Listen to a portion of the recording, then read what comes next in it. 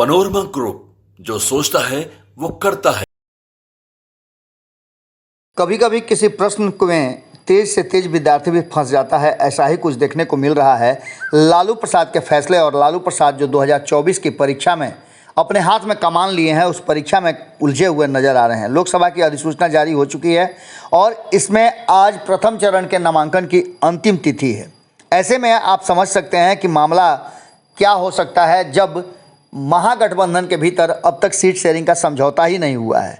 कई सीटों पे पेंच फंसा हुआ है और कई सीटों पे तीनों के तीनों गठबंधन के साथी जो हैं वो इस बात को लेकर के तैयारी कर रहे हैं कि वो अभी भी चुनाव लड़ने की स्थिति में हैं। हालांकि औरंगाबाद की बात करें, जहां पेंच फंसा हुआ था कांग्रेस के साथ, तो कहीं ना कहीं इस सीट पर अब राष्ट्रीय जनता दल ने अपना उम्मीदवार उतार करके, और वो भी उम्मीदवार जनता दल यूनाइटेड से ले करके उतारा है, तो यहाँ तो मामला सीधे ख़त्म हो जाता है। लेकिन इसके अलावे कई ऐसे सीट हैं जिस पर मामला फंसा हुआ है। बात अगर बेगूसराय की करें तो बेगूसराय में भी कहीं ना कहीं राष्ट्रीय जनता दल अपना मन बना चुकी है और यहाँ से वो लेफ्ट को सीट दे सकती है या खुद लड़ सकती है। बात कटिहार की करें तो यहाँ भी पेंच फंसा हुआ है और ये सीट कांग्रेस को दी जा सकती है। लेकिन सिवान की बात करें, जिस सीट पर सबसे ज़्यादा जिस लगा हुआ था, उस पर राष्ट्रीय जनता दल ने उम्मीदवार खोज लिया है और उपेंद्र कुशवाहा की पार्टी से उम्मीदवार आ गए हैं। बात पूर्णिया की करें तो सबसे ज़्यादा हॉट सीट यही बनी हुई है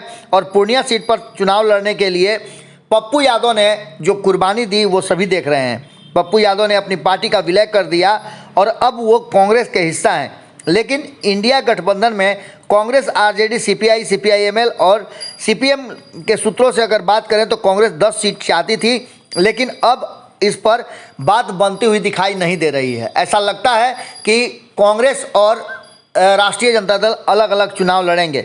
औरंगाबाद सीट पर पहले ही खींचतान में कांग्रेस को आउट कर दिया गया है, तो वहीं दूसरी बात पूर्णिया की सीट पर पप्पू यादव को किसी भी हाल में नहीं लड़ाना चाहती है। यहाँ भी बीमा भारती को सिंबल दे दिया गया है। मामला यहाँ भी पेंच फंस चुका है और पप्पू यादव रेस से बाहर हो चुके हैं। अगर महागठबंधन या इंडिया गठबंधन की बात करें तो अगर कांग्रेस चाहती है कि इसके बावजूद भी पप्पू यादव लड़ें, फ्रेंडली फाइट हो, तो निश्चित रूप से कांग्रेस ऐसा कर सकती है। हमने पहले भी खबरों में आपको बताया कि कांग्रेस के वरिष्ठ नेता तारिक अनवर को कटिहार से मैदान में उतारना चाहती है। अभी इस सीट पर फैसला नहीं हुआ है। हालांकि आपको बता दें कि इस सीट पर भी कांग्रेस अगर पूरे मन से नहीं उतरती है तो यहाँ भी मामला अटक सकता है। इसके अलावे आपको बता दें कि कई ऐसी सीटें हैं जो पहले ही कांग्रेस के हिस्से में होनी चाहिए थी, उसे अपना बना चुकी है राष्ट्रीय जनता दल। राष्ट्रीय जनता दल ने जिस तरह से सिंबल बांटे हैं वो साफ दिखा रहा है कि मामला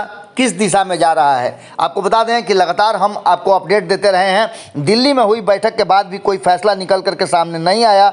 उसके बाद से लगातार ये कहा जा रहा था कि लालू लीला जो है वो कहीं ना कहीं इस बार सफल होगी या असफल होगी, इसका अभी से ही जोड़ घटाव शुरू हो चुका है। क्योंकि कांग्रेस को समझाने में पूरी तरह से तेजस्वी अभी फेल नजर आ रहे हैं, तो वहीं लालू फॉर्मूले पर लेफ्ट ने भी अपनी सहमति नहीं दी है और नाराजगी जाहिर की है। ऐसी स्थिति में आज जब प्रथम चरण के चुनाव के नामांकन की अंतिम तिथि हो और अब तक ये फैसले नहीं हुए हैं, तो इसका मतलब आप समझ सकते हैं कि विपक्ष को कितना ज़्यादा फायदा इससे मिल सकता है। विपक्ष पूरी तरह से एकजुट नजर आ रहा है और आज 4 जगहों पे जहां जहां नामांकन होने हैं वहां राष्ट्रीय जनता दल अकेले नामांकन कर रही है, तो लेफ्ट के चारों सीटों पे आप देख रहे होंगे कि भारतीय जनता पार्टी के साथ साथ हिंदुस्तानी अवाम पार्टी और चिराग पासवान की लोक जनशक्ति पार्टी रामविलास पूरी तरह से अड़ी हुई है और एक साथ नजर आएगी। तो वहीं